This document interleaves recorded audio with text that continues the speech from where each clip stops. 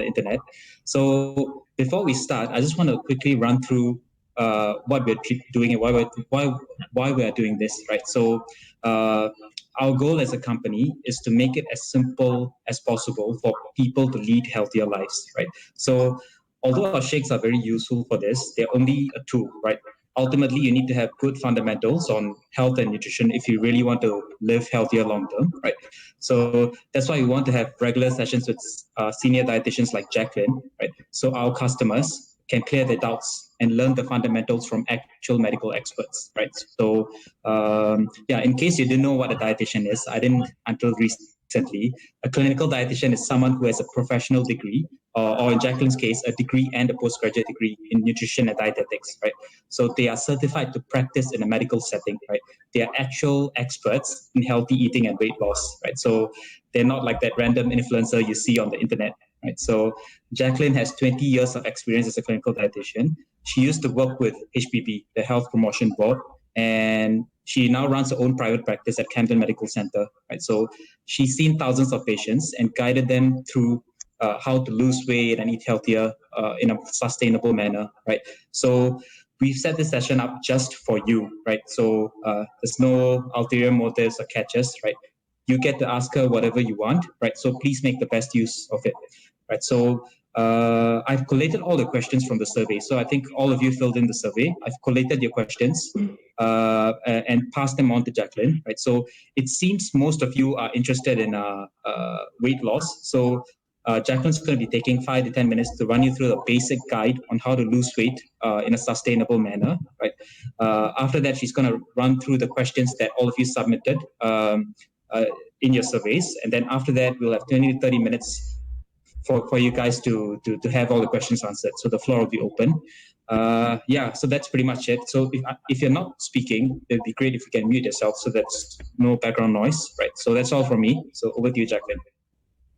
Hi, everyone. Thank you for taking time out this evening to just learn a bit more about nutrition. I'm just going to pull up my slide right now. Okay. Second.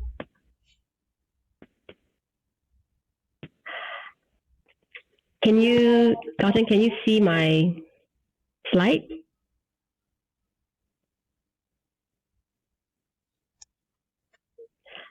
Jaclyn, can you see the slides? I just want to make sure. Yeah, I can. You can. Okay, great. Okay.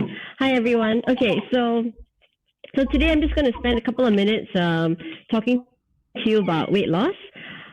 I've seen thousands of patients in my practice, and I would like to say that 50% of them actually want to lose weight, and the 50% of them, the remaining 50%, could be wanting to lose weight, but they also have comorbidities, meaning that they could have hypertension, diabetes, gout.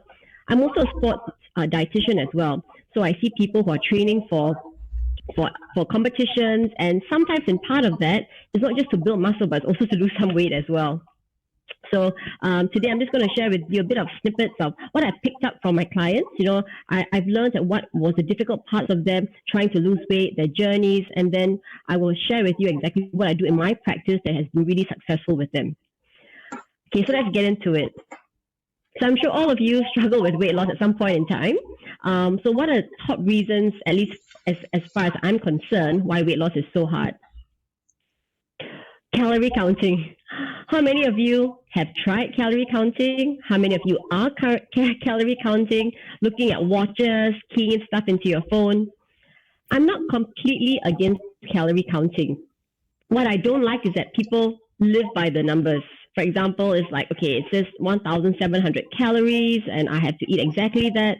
Or my active calorie says that I'm burning 600 calories. How do I make up for the deficit? So I find that all very difficult to follow. It's actually not practical for the long term. And it really does your head in when you have so numbers moving around your head that you don't even have time to think about other things. The next problem I find that people have is being very inconsistent, meaning that, they expect to be good 2 days a week, and then why don't I see results?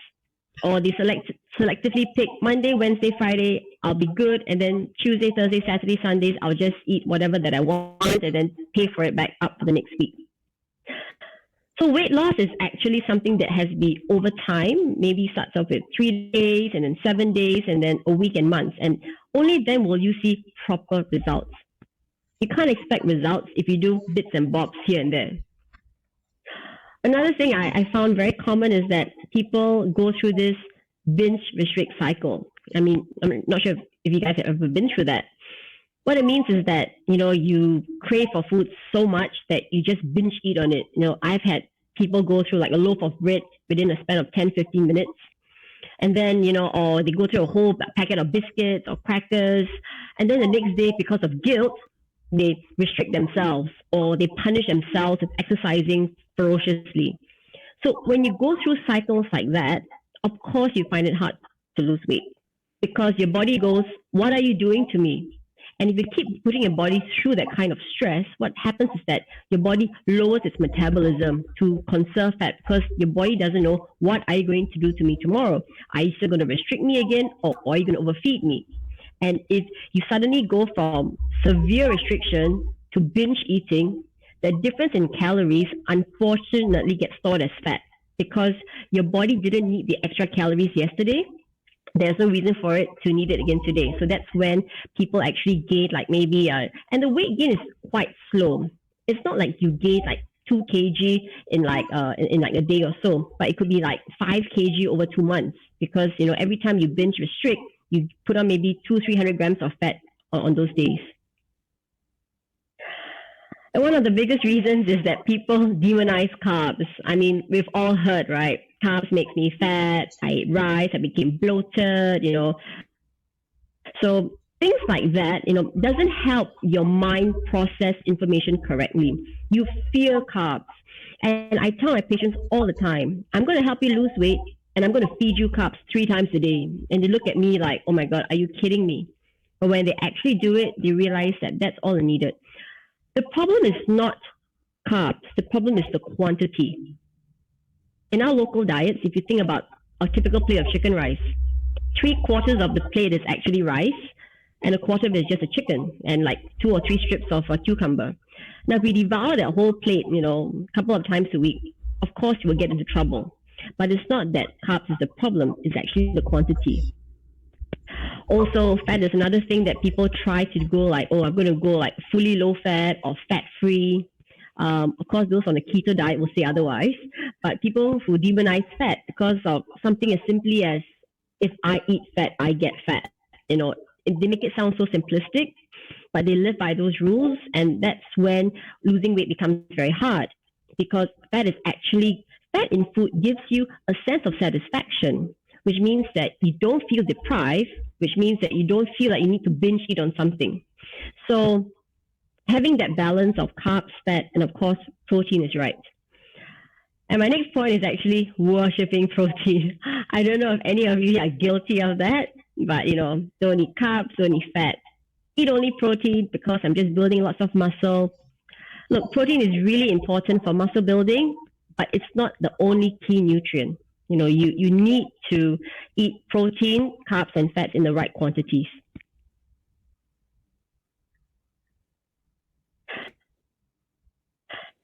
Not sleeping enough. So what I define as good sleep is anywhere between 6 to 8 hours. I mean, for most of us, 6 to 7 is probably what we're going to get. 8 is a luxury. But I do know a lot of my clients who actually sleep 5 hours. And I think now because of, you have to, you can't travel anymore. So some of you who work in multinational companies, you have to deal with people in Europe, in Australia, in the US. So your sleep times are all over the place. So try to get at least minimum 6 hours of sleep. And it's true, as we get older, we actually tend to sleep a bit lesser. But that doesn't mean that we should sleep lesser than 6 hours. So why is sleep so important? It's really because your metabolism is based on how well your organs, like your liver, kidneys, your lungs are well rested. If your organs are not well rested, how can it function normally? So think about sleeping as a chance for your cells to rejuvenate and just to recharge again. Okay, drinking sugary beverages too often. This may sound very obvious, but a lot of us drink hidden sugar beverages. For example, I had someone say to me, yes, I drink Coke and Sprite, but It's only twice a week. I said, okay. But on other days, they may drink things like lattes, they may have the odd iced lemon tea, or of course, bubble tea, obviously. Even bubble tea, no sugar, no pearls, there's still some sugar in there because the way they actually make it is in that powder, which you can't control.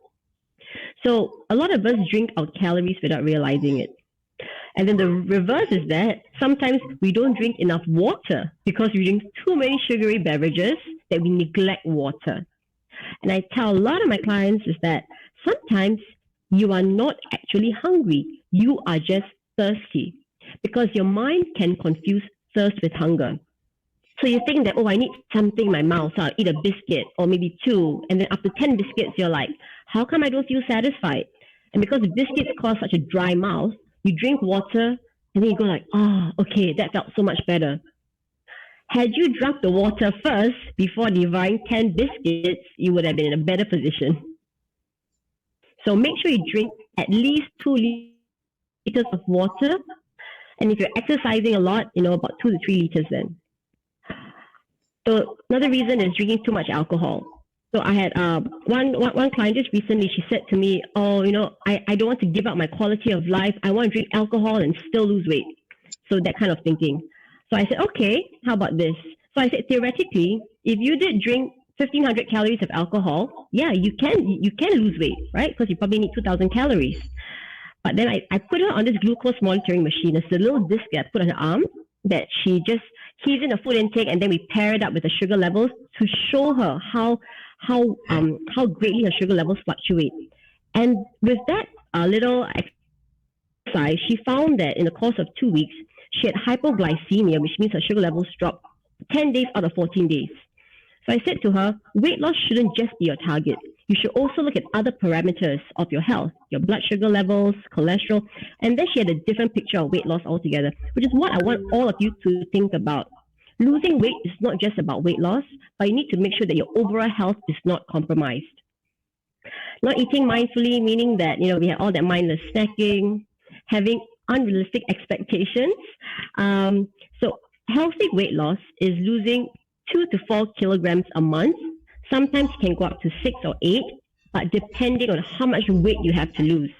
I had someone lose 10 kilograms in a month, but that was because he had 35 kilograms to lose and was preparing for an operation. So you have to decide for yourself what is realistic for you, your body size, and the amount of effort that you are willing to put in. And when people are too focused on dieting, meaning that, again, restriction, over-restriction, or even over-consumption of food. A very common problem is vegetables and fruit. People say, oh, as long as if I'm hungry, I'll just eat fruit and vegetables. But I say, no, you can't do that. There is a limit on this because if you eat a lot of fiber, what happens is that you increase the volume of your stomach, which means that you need more food to fill up your stomach later. So even though you can physically eat a big bowl of fruits and vegetables, you really shouldn't. Okay, so some things that popped up during the pandemic, we've had it for a year, right? So, some people have come in and out of diets, but what I found were the main key things that people picked up was mindless eating and snacking, pure boredom, and increased food consumption because we've been calling a lot of deliveries. And when we are hungry, we tend to click, click, click, click, click. And then after even the circuit breaker was over, we are still used to calling in food because obviously most of us are still working from home. People are eating to cope, emotional eating because, there's nothing to do, a bit of depression. And I personally have seen a marked increase in eating disorders, a lot more cases, which is quite shocking. So what has worked well for my clients is that I don't teach them. I talk about the calorie counting. First of all, don't calorie count. But although I'm a dietitian, I don't teach people to diet. I teach them a diet concept, which they can apply in any part of the world, in any cuisine, as long as you just understand a basic framework. What tends to work well for most people is to eat 3 meals a day, breakfast, lunch, dinner, and to have that gap between each meal. I normally say 4 to 5 hours between breakfast and lunch, and between lunch and dinner, 6 to 8 hour gap. No snacking unless your gaps are really long and you're going to exercise, then I'll go fine, have a planned snack. I also recommend having carbs, protein, fiber, and good fats at each meal.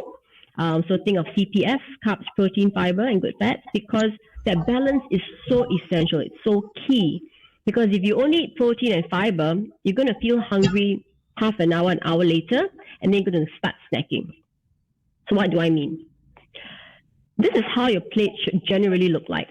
Okay, half of veggies, quarter carbs, and quarter protein. I know I make it look very simplistic, and you're thinking, how can I do this? Actually, you can. You think like the economical rice, 2 vegetables, 1 meat, rice. Even if you go nasi padang style, Indian style, you would be able to find this. And I know this is a generalization, but I tell my clients that if you do this for lunch and dinner, you easily hit your 4 kilograms weight loss a month easily. And of course, I do a lot of customization as well. Don't drink your calories. Water. Look, the occasional diet Coke, diet drinks, not an issue at all. But try not to drink your calories because they're really not worth it. I don't believe in cheat meals or cheat days, because what then happens is that when you have cheat meals, you stretch your stomach. So you have taken 6 days to shrink your stomach because you've been eating consistently, the right portions of food, and then the last day everything goes back to normal again. So then you've wasted it. And I told you about the difference in the calorie intake. The difference in calories would be stored as fat. So again, you're back to square one. So when I say I don't believe in cheat meals, it doesn't mean that you have to clean eat forever. You can eat slightly more, a slightly larger quantity, like 15-20% more, but don't eat double the portion that you're used to eating.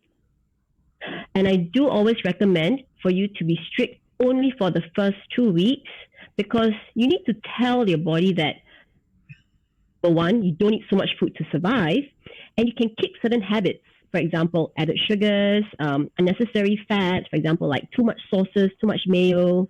And for sugar, you probably need about 5 to 7 days for you to kick the sugar habit. First 3 days is the most difficult. After that, it gets better. By the end of the day, the best way to lose weight is really portion control, because there's so many times that you can't control how the food is being prepared because, you're going out to eat or eat at someone else's house. But you can always control how much you put into your mouth. So therein comes discipline. Therein comes, what is a balanced meal. And that's a lot of education. And over time, you get more clever with food. So just, some studies that just to show you that, I really don't believe in like calorie controlled diets or, diets where you say go completely low fat, because studies really have shown that people who do a weight loss program, only 12% kept off 75% of the weight. And what's worse is that 40% gained back more weight than they had originally lost. So physically, they don't like themselves. But think about the mental stress that they're going through with this. And a lot of people who go through yo-yo dieting, I'm not sure whether any of you are going through it right now, it is frustrating and it makes you feel like a failure. So I see a lot of people in my clinic say, I don't know what to do now, just help me out here. They are at their wit's end. So another study also showed that people who followed a strict weight loss program gained back at least about 4 kilograms more than their starting weight. For example, like the Biggest Loser, maybe I shouldn't say this, but most of them gain the weight back, because if they are in an environment that's conducive for weight loss, meaning that exercise, that's time to exercise, people are feeding you right, of course you'll lose weight. But life happens, How do we assimilate our lives? How do we make food choices in our daily living? All of us are very different, so customization is key, but you also need to understand your body a lot better for your weight loss journey to be successful. Okay, so I'm done with the first part of the presentation. I'm happy to take any questions now based on what I've just said. Hi, Jaclyn. Leon here. Hi. Hi. So I just got a question in the chat. So the question is sustenance considered liquid calories? Okay.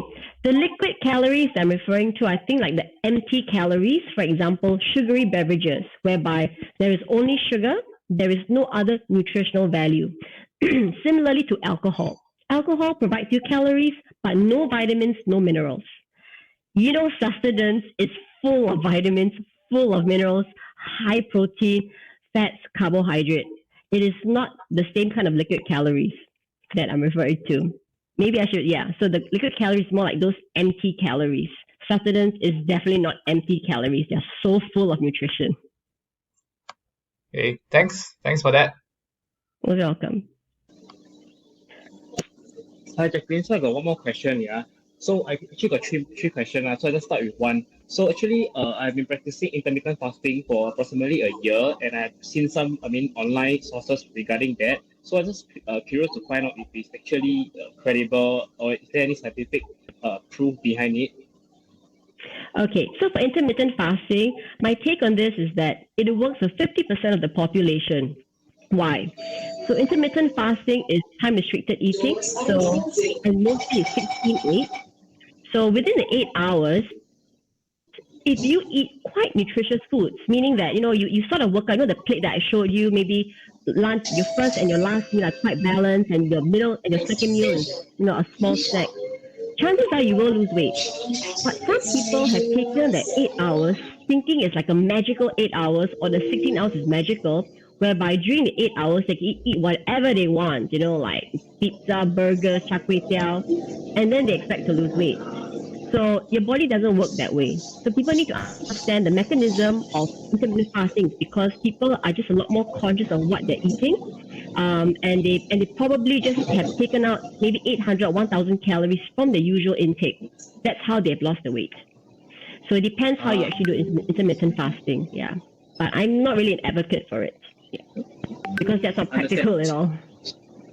Oh, is it? Okay. So just one more question. So is it possible for, because I'm gymming currently, so I just want to ask if it's possible for me to be at a calorie deficit, right? But at the same time build muscle as well. So I missed the first part. You are actually, do you say anemic? No, gymming. I'm working out right now. I'm on. Oh, you're gymming. Plan. Yes. So I just want to know if I'm on a calorie deficit, right? Is it possible for me to build muscles, or I have to be eating as fast? So if you're gymming, you want to build muscle. You kind of you need to work out you take your weight. I'll show you this later, how you actually work out your protein needs. And as long as you meet your protein needs, that's a basic function, because muscle is a mixture of exercise and protein. And then on top of that, you make sure that calorie intake is about 20 to maybe 30% of the overall calorie intake to work back to how many calories you actually need to. So it depends. So not necessarily need to be a calorie deficit. I will need to work out the numbers so that I can tell you. Okay, so one last question. So basically, I have a discussion with my colleagues, right? So because I'm on it's meal prep, right? So basically, I eat the same thing almost on a 5-day basis. So my colleague was telling me that it's not very healthy to eat the same thing over and over again, even though it's very clean. So is that true as well? Even though if the food is very clean, very low on fats and oil and unhealthy stuff. Yes, it's not good. Listen to your colleagues. Try and do chicken one day, fish one day, and then maybe like eggs or tofu. A variety is better, because your body likes a variety of food gives you different nutrients. And clean eating, please add some oil. You need the oils, you need the fats, good fats. Okay, I understand. Thank you. That's all for me. You're welcome. Okay, anybody else? Any questions?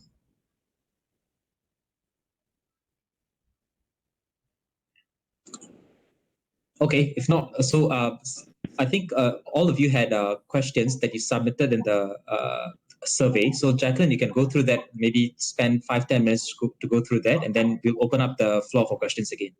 Okay, great.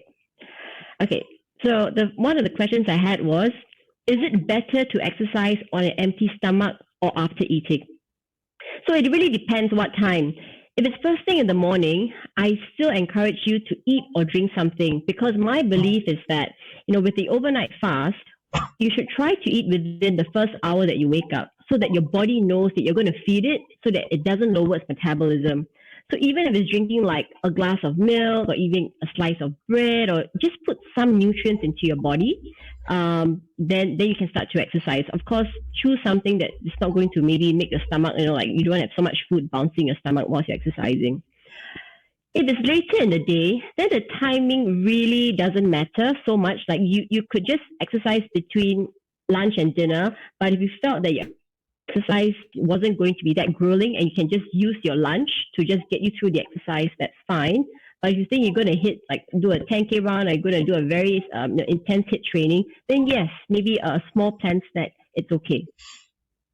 After eating, so after you exercise, generally you should eat after you exercise, especially when you've used a lot of muscles, because that's when your muscles are screaming for energy and protein. So that's when you should also feed yourself. Okay, next question is it better to take sustenance meal replacement or a protein shake or 2 eggs after a workout? So I've given you here the amount of protein that you find. In the sustenance meal replacement, you get anywhere between 18 to 31 grams of protein. A protein shake generally gives you 20 to 25 grams of protein. And 2 eggs, so 1 egg gives you between 6 to 7 grams of protein per egg.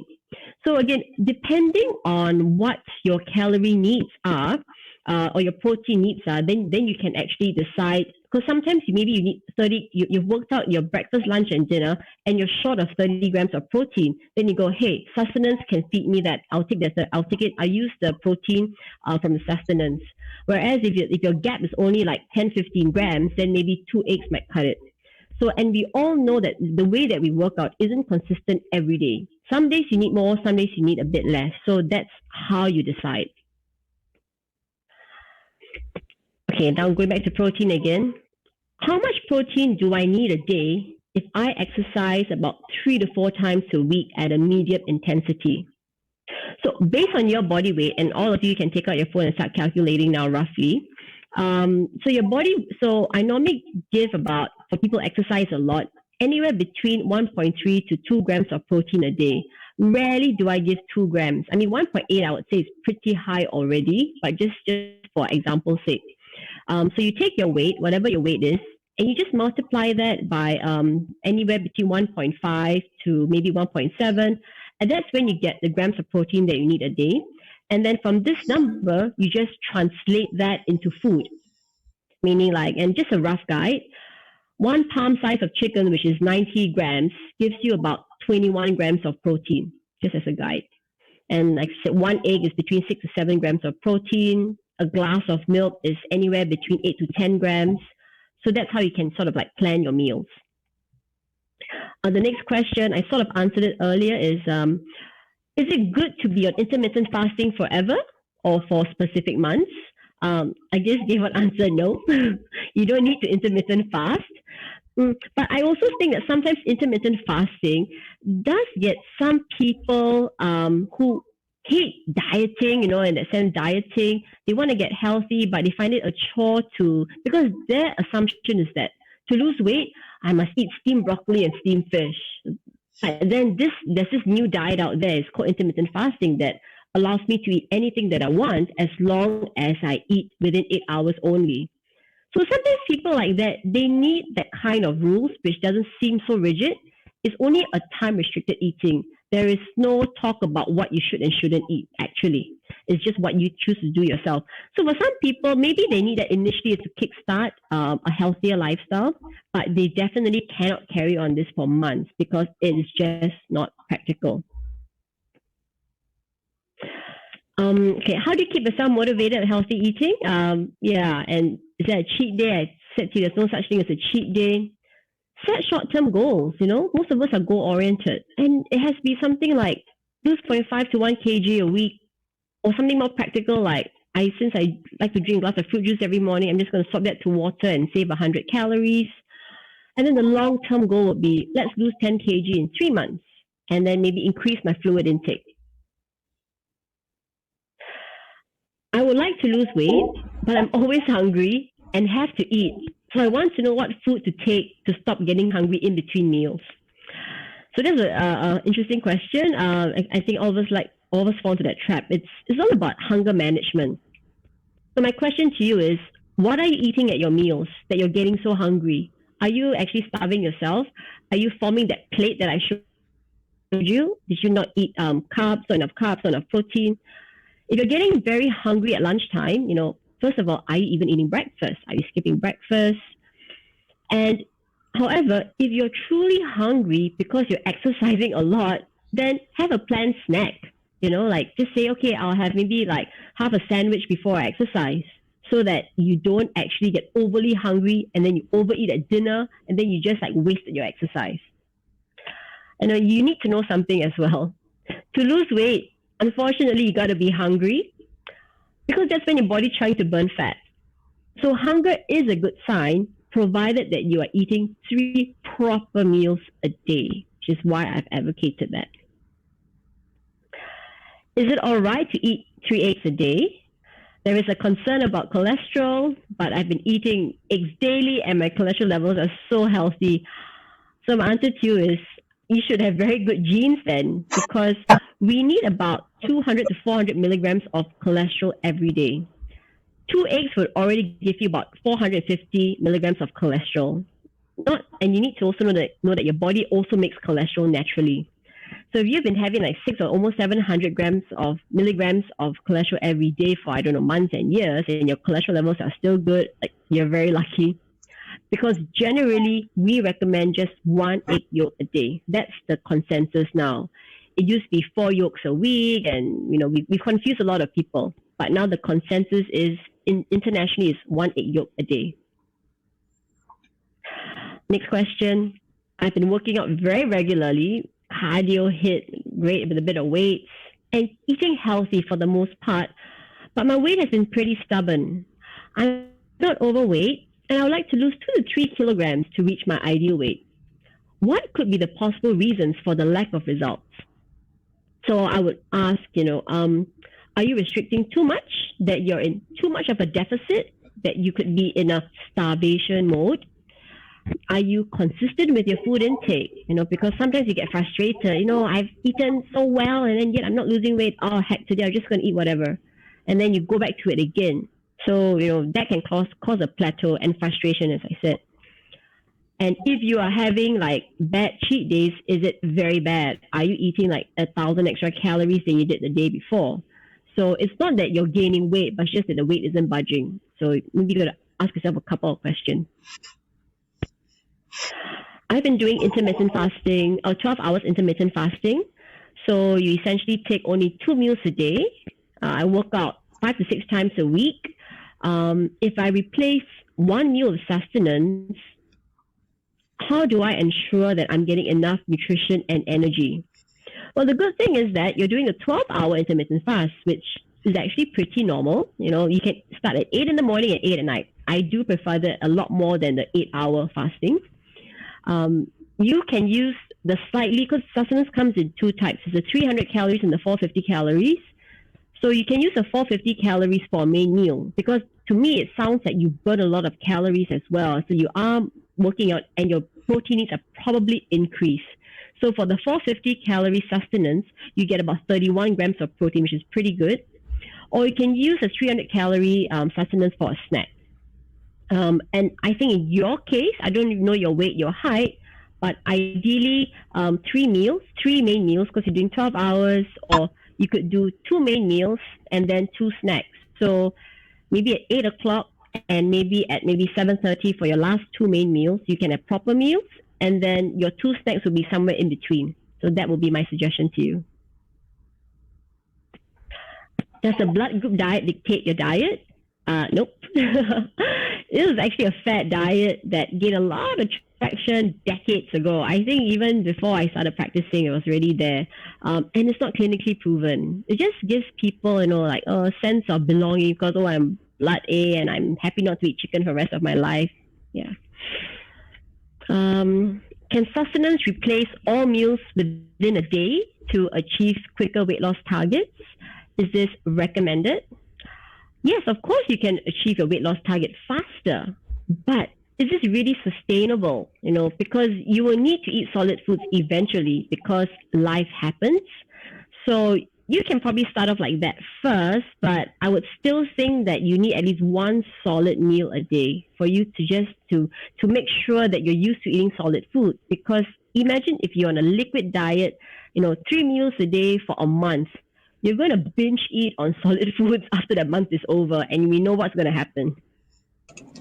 Actually, I can chip in for that as well. So, Okay. Yeah, so I've seen a lot of customers, or enough customers, do the total replacement for a long time, weeks, months.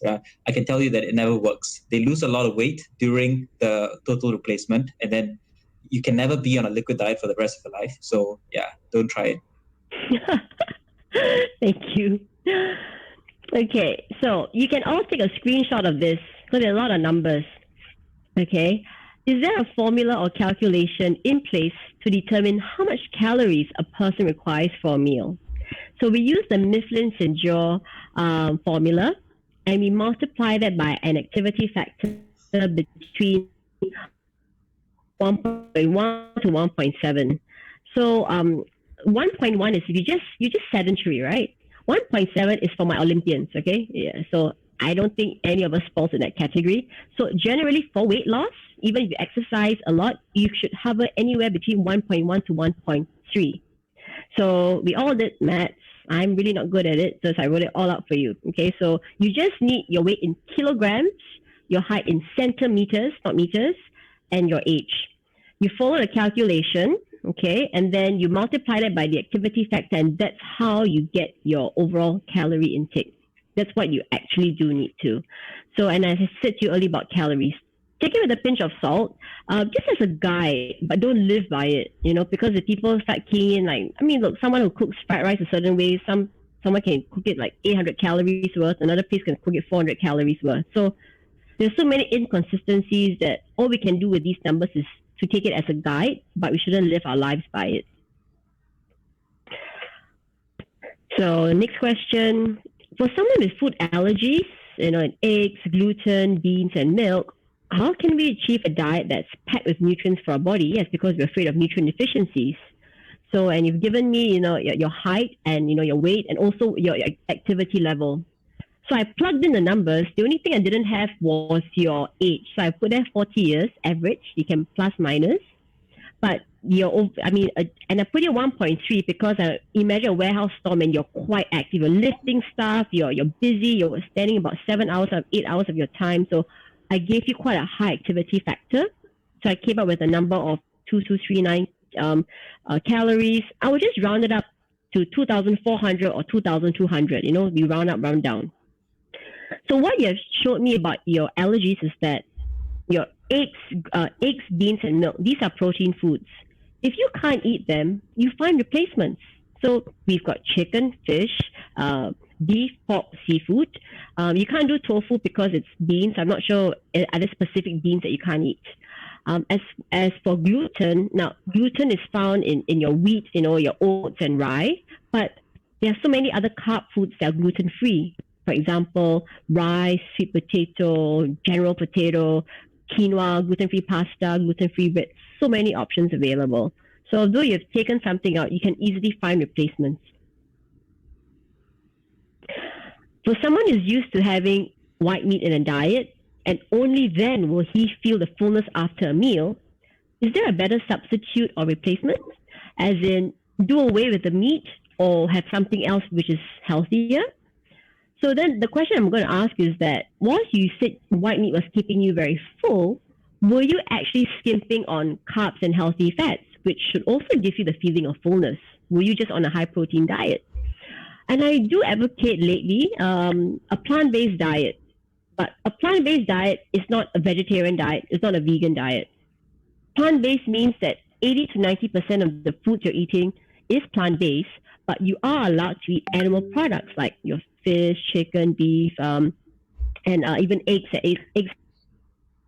dairy as well. Because a plant-based diet is full of fiber. Fiber keeps you full, very simply. And on this diet, you're still allowed to eat some meat. So you can still enjoy your white meat as well at the same time. So relook at the balance of your current diet. Next question is also on allergies. For people with food allergies, where can we source for nutrients needed by our bodies? And the main allergies, now it looks like a lot of food. It looks scary, right? But it's really not. Eggs, milk, bean, gluten, nut, honey, banana, kiwi, mango, noodles, and bread. So first of all, you break them up into the different food groups. For example, bread and noodle and gluten falls under the carb category. So you can find alternatives to that. You can do like rice, you can even do potato or sweet potato. And then the protein foods will be your eggs, milk, bean. And then again, you find the alternatives. And then for banana, kiwi, and mango, just find other fruits. So you don't have to worry too much. It sounds like it's a lot, but once you break your allergies up into different food groups, you'll find that there are many alternatives. And I mean, honey, yeah, don't take honey. It's okay. How do you deal with chronic water retention? Okay. So the question is, what is your reason for water retention? Do you really have a problem with your kidneys? Because if you do, of course, you need some sort of medication. See a kidney specialist. Or are you just the type of person that loves savory foods and you actually hold on to water a lot more? Or do you eat a lot of salty foods and you do not drink enough water? The funny thing is that the remedy for water retention is to drink a lot of water. Because when you have water retention, which means that you are dehydrated, possibly dehydrated, your body holds on to water and your body produces this hormone called ADH. ADH stands for anti-diuretic hormone, and it is exactly what it just says. It stops you from peeing. So when you're dehydrated, you stop peeing. So in order for your body to stop releasing this hormone, you got to feed your body water so that this hormone stops being produced, and then you flush out all that water retention that you've been experiencing. So most importantly is find the reason for your water retention. It could just be simply your diet and not enough fluid intake. And hopefully that's an easy cause which can be resolved very easily. Are protein shakes a good weight loss strategy? I mean, very simply, it has to be used correctly. It has to be part of your protein needs. You can't expect just to. I actually had not just one, a couple of people who said, I take lots of protein shakes. I said, are you exercising? Yeah, sometimes. I said, no, it doesn't work that way. Okay, when you want to build muscle, it's, exercise and enough protein intake. They complement each other. They work in synergy. So it really depends how you actually use the protein shakes. How do you use sustenance effectively for weight loss? Well, you can use it to replace 1 or 2 meals a day, or it can be used as a planned snack depending on your energy needs. So you can easily fit that into your weight loss diet, your own personal weight loss diet. Okay, so again, a question about calculating individual calorie intakes. You've tried many online calculators and you always get different results. Yes, that's very true. But the Michelin St. Joe is what we use, and most hospitals use it as well. And again, use all these numbers as a guide. Yes, that is the end of all your questions, which I really enjoyed answering. So I'm happy to take more questions. Okay, so there are already a couple from the comments. Okay. So first one, is it better to take sustenance to replace lunch or dinner, or does it not matter? Is it okay to take it on exercise days to replace one of the main meals? Actually, it doesn't matter at all. Yeah, I think it's also a lot of it is like for convenience too. So timing of sustenance really doesn't matter. It's actually when you take it, and I will just take that as a meal. I don't think I'll add on anything else. Yep. Okay, got it. So one more question. So is weight loss a plateau thing? For example, I lost 3 kg while on a consistent meal plan for 2 months with high HIIT 5 times a week. I'm still 2 kilos away from my goal, but it seems like the weight loss has stopped in the last month. Did my body get used to the level of exercise and caloric deficit? Yeah, common thing that normally happens towards the final, like the home stretch, is always a difficult. Like you can lose 4 kg in a month, but you may need like 1 month to lose 1 kilogram, and that's like 250 grams a week, which seems like forever. But that's normally what happens. What I would do is maybe tweak your diet a little bit. Relook at your portion sizes. Try to achieve that hunger I was telling you about. Because if you're not hungry before each meal, then it means that you're probably overeating. So when you lose weight, I always use hunger, which then becomes a bit of like a background noise. It doesn't become too miserable. So plateau does happen, but it doesn't mean that you can't overcome it. There are ways to overcome it. Yeah. Okay, one more question. If I'm eating from 12 to 8 p.m. already, should I take sustenance for breakfast as an extra meal? Or is it better to stick to the current 12 to 8 p.m. since the food is sufficient for me? So it depends which sustenance meal are you taking. Is it 300 or the 450? I'll look at your calorie needs. But if you're going to be taking breakfast, and I'm assuming this is before 12 p.m., then you're no longer intermittent fasting, which I'm happy to hear then. So yes, you can actually take it for breakfast, and then you work out the rest of your estimated calorie needs and see if you need to cut back a bit on your 12 o'clock meal and your 8 p.m. meal. Yep. Okay. So those were all the written questions. Do any of you have any questions that you want to ask? So this session is for you. So don't be shy. Feel free. Ask whatever you can show your face too. Mm-hmm. Yeah. Anybody?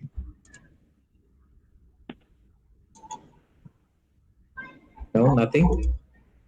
Leon, you had a question, right? Oh yeah, I do. So it's a personal question regarding coconuts. So yeah, so the coconut oil and coconut in general is pretty trendy right now, but I also understand that it's pretty high in saturated fat. So I'm a bit confused by the two because there's also the MCT coming in. So could you shed some light on your take on the coconuts? Okay, so there's two schools of thought about saturated fat. I think in excess is always a problem, but we can't escape saturated fats in our diet. We never said no saturated fats. We said we do allow some, but we don't like people to add copious amounts of it. For example, some people just love to add coconut milk to all their foods. Then that's a bit extreme. But we actually can't escape saturated fat. And it's actually, I won't say it's allowed, but it's okay for us to eat some saturated fat. So it depends how you're using it. I do not see coconut oil as a superfood where you should be adding lots of it. Because I know of people who are adding coconut oils to their coffees, to everything they could possibly add to, or just eating it by a tablespoon. Now that's a little bit extreme. Thank you. Yeah. Okay. Two more questions that came in. So one is a request. Can you share the slides with us? I'm sure you can. So we'll share it across. Second one, what are your thoughts about weighing machines like the MyFit? I think that's a body composition machine that tell you your body composition. Okay, so the body composition machines, how it works is that it sends an bioelectrical impedance through your body, and it measures the resistance of fats and muscles. But it only takes into account your lower half of the body, and they go through this algorithm and an estimated body fat percentage. So what you get is an estimated. So you got a plus minus 20-30% on the accuracy of it. However, if you're using this at home, yes, you can compare a day to day because you use apple to apple. But I can tell you that it's definitely not 100%. It is not 100% accurate in your body, but you can use it as a guide as to how much body fat you have lost or gained. Yes.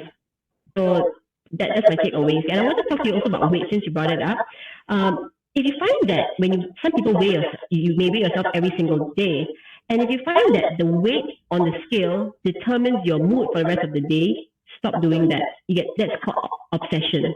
If you find that happens to you, then weigh yourself maybe once a week. But if you're the type that I want to look at the numbers and like, I gained, I lost, and you don't really care much about it, great, that's fine. Because I said to you, I've been seeing a lot of people have been eating disorders or disorder eating, and all of them have the same parameter. They all weigh themselves every day. So I stop them from weighing. In fact, I tend to throw away the weighing machine or keep it in the cupboard, throw away the batteries, because it's not good mentally. I talk about nutritional health, but mental health is just as important. Okay. Any more questions? I got one more last question. Yeah, so Jackie, I just want to clarify with you, right? Do you know of this compound called creatine? So same thing, I've been reading out online. So there's some that's crazy about it. There's some people are just super against it. So based on the knowledge, I just want to know whether this compound creatine, right, does it actually help with working out, or actually harmful for the body over the long period of using it over a long period of time? So creatine is not actually harmful per se. So WADA, the World Anti-Doping Association, doesn't think this is a drug. Okay, so creatine is actually a compound in your muscles. It helps you to execute higher intensities, more reps, helps you to last longer in your training. So definitely there's some efficacy, some users. Our Olympians use it. but it's strictly under control because you should only use it for 3 months at a go, and then you stop using it.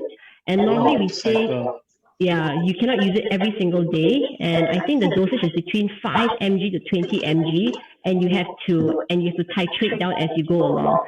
So, see a sports dietitian, or go online to find a way to use it correctly for yourself. But it cannot be a long-term thing. We even give our athletes a 3-month break when they use it. Okay, thank you. Welcome. So 2 more questions came in. So first one, why does it seem more difficult to lose fat around the belly area? Is that more diet or exercise based or both? I think largely it's more diet. So a lot of binge eaters, the fat all comes here because it's the easiest place to grow your adipose fat cells. So yes, a lot of it is really diet. Yeah, you can exercise, do your crunches and all that, but if you don't eat less, it's still gonna stay there. Okay. One more. So another one. Is sustenance safe for diabetics? Okay, so sustenance has got about between 1 to 2 carbohydrate exchanges. So yes, if you use it correctly, a diabetic can definitely use it. So 1 carbohydrate exchange is 15 grams.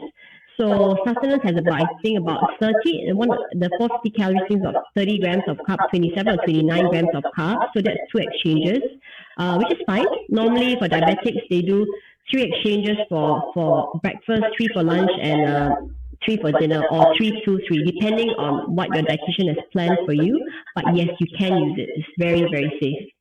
Yep. Okay, and another one. So are acai bowls sold outside considered healthy? Since acai has high proteins, can it be a post-workout meal? Acai is a berry. I'm not sure whether the protein level is very high, but it depends how big the acai bowls are. There's a small, medium, and large. And usually for the large, there's lots of, I've seen peanut butter, banana, So I think small, maximum, medium. If you want to lose weight, I don't think the large acai bowl is really going to help you. You should just probably stick to maybe the small and look at what you're eating, because I know acai bowls can be quite simple, and some of it has got lots of chocolate in there and peanut butter. So depending what you're choosing. Yep. Okay. Any more questions, folks?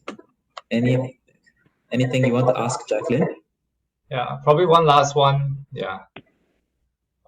No, not from me, but from the floor, because we need to be aware of the time. Yeah. Yeah. Okay. If not, thanks for taking the time. I hope you found this session useful. So we're planning on doing sessions like this more regularly, right? So we'll keep you posted on the next one. Yeah, if you want anything, if you have any specific requests, right, for me or Jaclyn or anyone else, just from the team, just let me know, shoot me an email. I think all of us keep in touch with each other. So yeah. All right. Have a good rest. See you. Yeah. Thanks, everyone. Bye. Thank you. Bye.